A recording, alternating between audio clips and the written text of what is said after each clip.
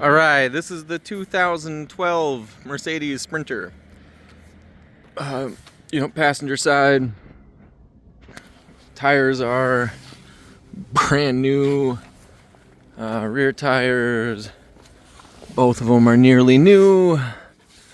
That's where the Esper heater exhaust comes out.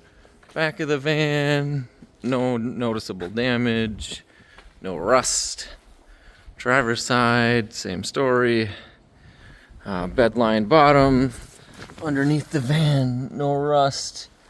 Pour 15'd the whole underside so it won't rust.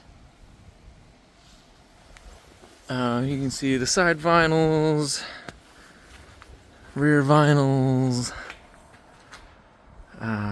Yeah, everything's super nice on this van, super clean, no rust, low miles. There's the front end.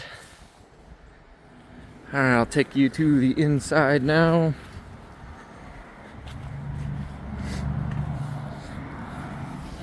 All the door locks work.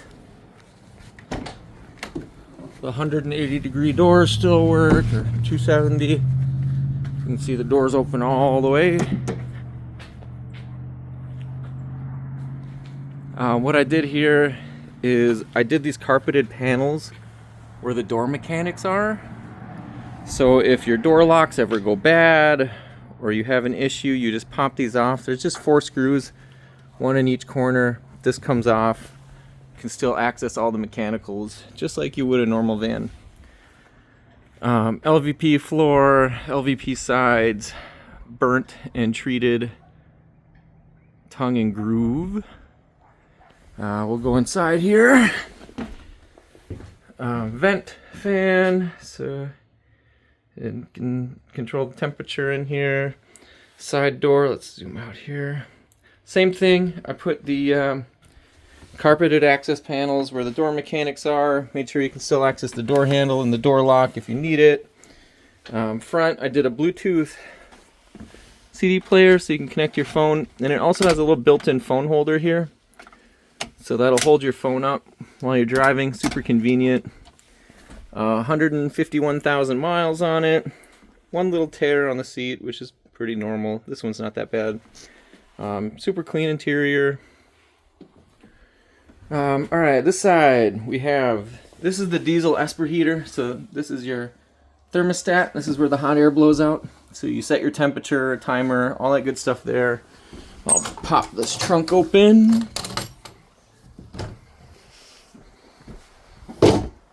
Real nice edge work and everything. It's a nice finish look. This is the diesel Esper heater. So you have your air in. Your exhaust is plumbed out the bottom of the van. Yeah, super cool unit. It's an 8 kilowatt, which is the correct size for a full-size RV or bus. So it will get this van into a sauna. In this trunk is our electrical center. So we have our lights, overhead lights on a dimmer. This one is the accent lights. They are color changing. There's a remote or an app you can use for that, and a dimmer. So that's that one. This switch is just a voltmeter and then a quick charger. So you have 2 USB quick chargers there. Yep. And I'll open this up, kind of show you what's going on in here. This is our electrical center. This is where the fun stuff is. We have a 3000 watt power inverter, super nice. USB power, 110 shore power. This is a voltage sensitive battery isolator. What this does is while you're driving, it will actually charge your auxiliary battery. And while you're parked, it won't draw power from your starting battery. And then there's a little button here. You see this little power button? If for some reason your main starting battery ever did go bad, so you leave on your headlights, you can push this and jumpstart your starter battery with your auxiliary battery, which is a super convenient feature if you are out in the woods with no cell service. You can see I used actual 1-0 heavy gauge wire, ran it in parallel. Everything is independently grounded, so you don't have one ground go bad and everything dies. I hate when people do that. This is a LED smart battery, like power distributor block. So if a fuse ever goes bad, a little light will pop on and it will tell you which one is bad. So you can tell just by looking at it. All of the wiring is color coded. So if you pop something open, you know exactly what wire goes to where. And then what I did, since obviously there's no kitchen or bedroom or whatever here, is I just have these little plugs.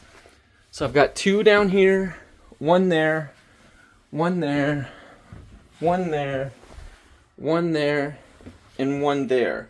And what those are is you take a little pick or screwdriver, pop this open, and you have wires here with quick connectors already on it. And I supplied you the male ends. So if you want to add lights to your cabinets, you want to add a sink, you want to add a toilet, whatever the power demands are, all you do is you pop these off and it's already wired, so you don't have to run your own wire. I did 14 gauge wiring for most of them, and then really heavy 10 gauge wiring for this one. If you want to run, you should really only need 1 heavy power. The rest will be all 14 gauge or smaller requirements. So all of your wiring is done by color, nice and organized. I'm a freak when it comes to wire routing. Everything is fused appropriately. Don't have to worry about any of the electrical or the heater. Yeah, that's probably the coolest part. And then I did go ahead and pre-wire the van for solar. I don't think solar is as cool as some people do. I honestly, like, if you're driving the van more than once every week and a half, 2 weeks, with the battery isolator, your battery will always be charged. So I don't think it's necessary, but some people like it. So that's what these are here, is I just went ahead and ran the wires to the roof and then sealed it. So if you do want to add solar, you don't have to rip walls apart, you don't have to drill holes in your ceiling. All the cutting and drilling is already done for you. So now we'll go ahead and start it.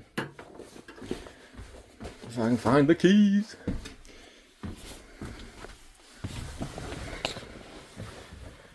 All right.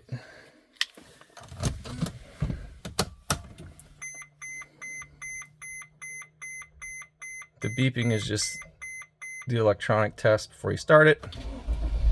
Starts right up. No warning lights. Idles perfect. Runs perfect. Drives perfect. And then this is what you want to check, even if you don't buy my van. Little know-how that not everybody knows is when you're buying a diesel, to check how healthy the engine is, you actually pop the oil cap off like this and you set it down. And you see how smooth that is? That's what you want to see. If it's bouncing around or bounces off, the engine is not very healthy. So what you want to do is set it on their light and see if it's bouncing around like crazy or if it bounces off. This engine is super healthy.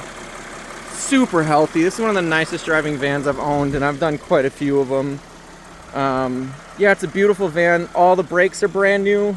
The only problem, I've put about 3,000 miles on it since I've had it. I like to put a few thousand miles on, make sure that there's no little problems the previous owner didn't tell me about before I sell it. Is I had a brake line go bad, so I just replaced that. And then brand new brake pads, new caliper, new tires, things ready to go. But yeah, so this is it. You can see right now there is, oh, I can't see, 151,431 miles. It will go up. I'm gonna keep driving it. I like to take it on the weekends to the trailheads and sleep on it. It's a super comfortable, fun van. So yeah, thanks everybody. If you have any questions, let me know.